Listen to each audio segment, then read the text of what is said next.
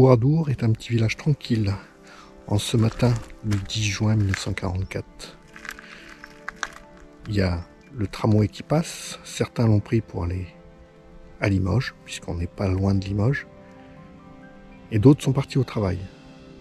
En 1936, on comptait 1549 âmes dans ce village. Mais en cette belle après-midi de juin, la 2e division Waffen-SS Das Reich pénètre dans le petit village. 643 personnes, hommes, femmes et enfants, périssent ce jour-là, dans un village réduit ensemble. Nous allons revenir sur le pourquoi d'un tel massacre.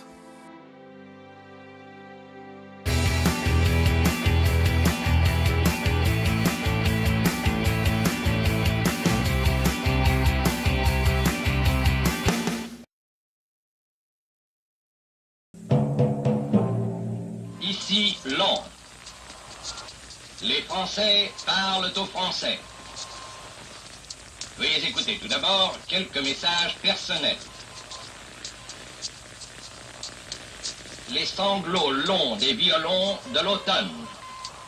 Je répète, les sanglots longs des violons de l'automne blessent mon cœur d'une langueur monotone. Je répète, blessent mon cœur d'une langueur monotone. Même si ce message, dans la mémoire collective, annonce le débarquement, alors que c'est un message personnel pour un groupe de résistants pour pouvoir commencer à saboter les lignes ferroviaires, le général de Gaulle, le 6 juin au soir, va annoncer le débarquement à la BBC. Et l'histoire commence là. Et on va voir comment on est pu arriver à ce massacre. La division Das Reich est au repos aux alentours de Montauban. Elle reçoit l'ordre de faire mouvement direction la Normandie, mais pas rapidement. Elle va monter en supprimant les poches de résistants sur sa route vers la Normandie.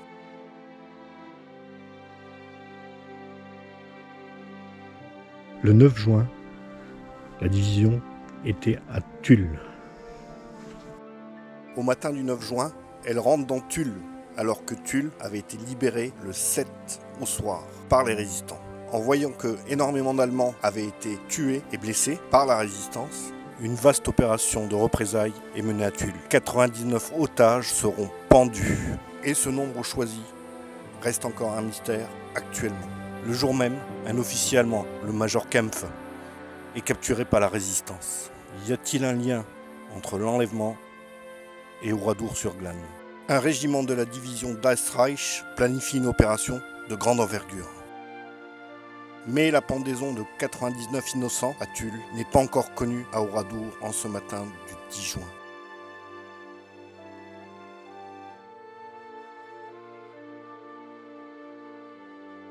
En cet après-midi du 10 juin, il est presque 14 h quand la division rentre dans Oradour.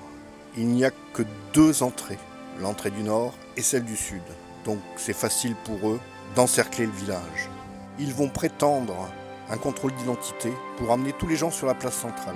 Pendant 2 heures, ils vont fouiller toutes les maisons. Certains sont restés cachés, comme sentant un mauvais signe. Puis vers 16 heures, ils vont séparer les femmes et les enfants des hommes.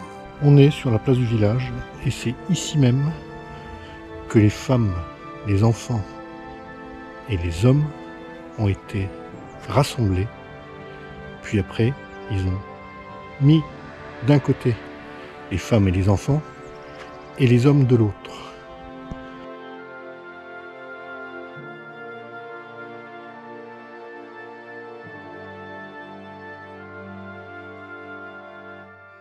Et les gens n'étaient pas stressés en étant rassemblés ici. On leur avait dit que c'était une simple vérification d'identité. Il y en a même qui pestaient, comme le boulanger, un des boulangers, qui pensait que son pain allait brûler.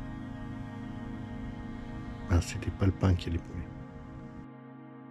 Les femmes et les enfants sont conduits vers l'église. Tout se fait dans le calme. Rien ne laisse présager de la suite.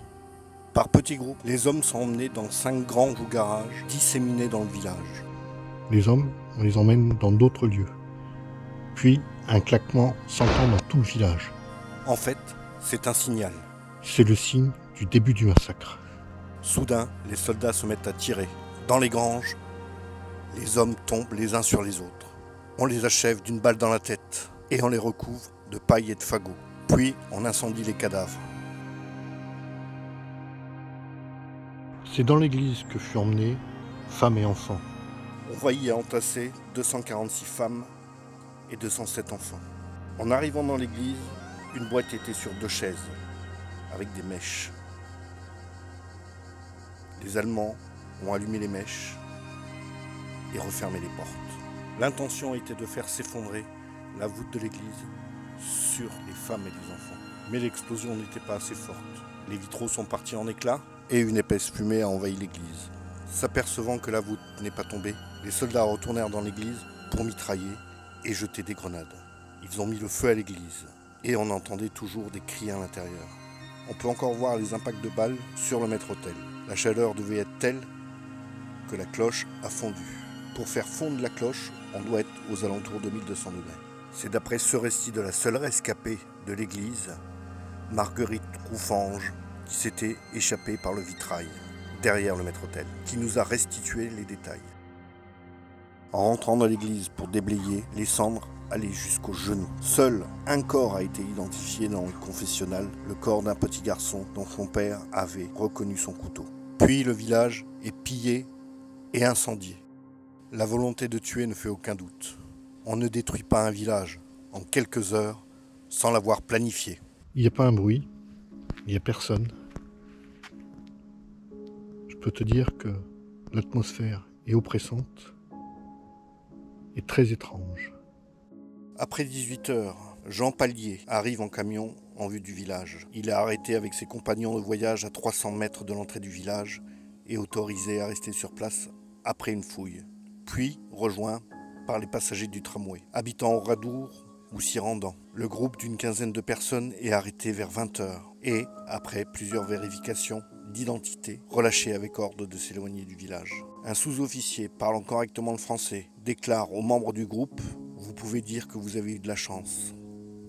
À l'exception d'une section de garde, les SS quittent Oradour entre 21h et 22h30. Le massacre est terminé. Le 11 puis le 12 juin, des groupes de SS reviennent à Oradour pour enterrer les cadavres et rendent leur identification impossible, reproduisant une pratique usuelle sur le front de l'Est.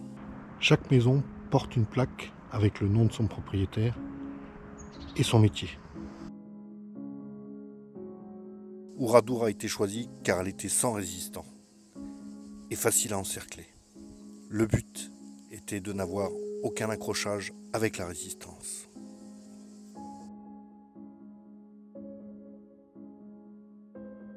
Sur la place de Foire, la grande place du village, la voiture qui est toujours en place est la voiture de M. Texero, qui a été mis là lors du déblaiement parce qu'elle gênait dans la rue.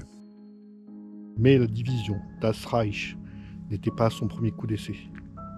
Et on va voir pourquoi.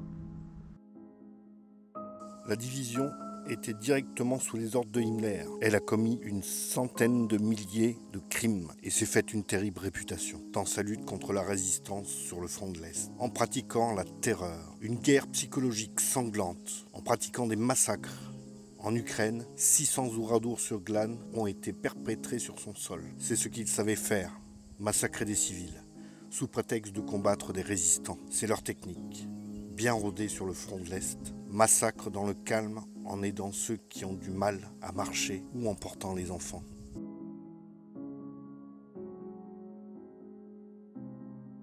En 2019, une 643e victime est identifiée grâce au travail de l'historien David Ferrer Revul. Il s'agit de Ramona Dominguez Gil, dont toute la famille a été massacrée à Oradour, mais qui n'avait pas été répertoriée dans la liste des victimes.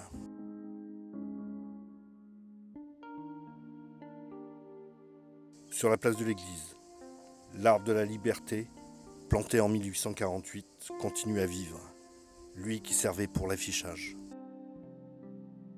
Imagine l'horreur et l'effroi de ceux qui étaient partis le matin et qui sont rentrés le soir.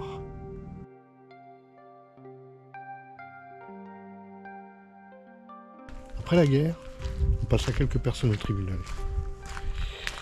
Le problème, c'est que dedans, il y avait des malgré nous, des Alsaciens et des Mosellans, qu'on avait incorporés de force dans ces divisions SS.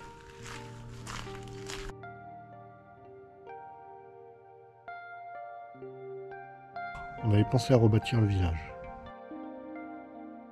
Mais en 1947, on décida de garder le village tel quel, comme il était.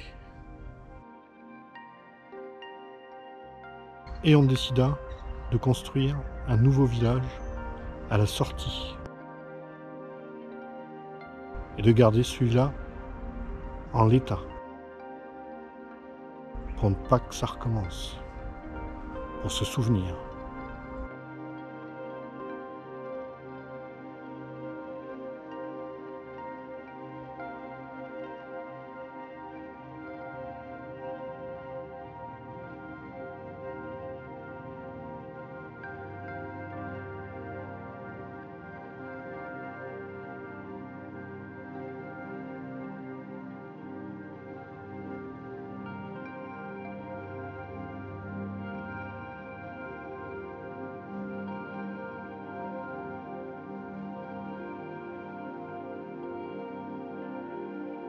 Malgré la barbarie des hommes, n'hésite pas à venir visiter ce site.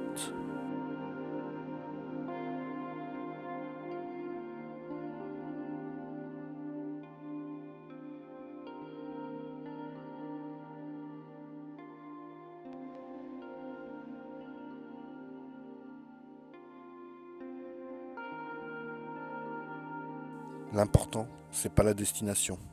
L'important, c'est les gens et les lieux que tu vas rencontrer sur ta route. Allez,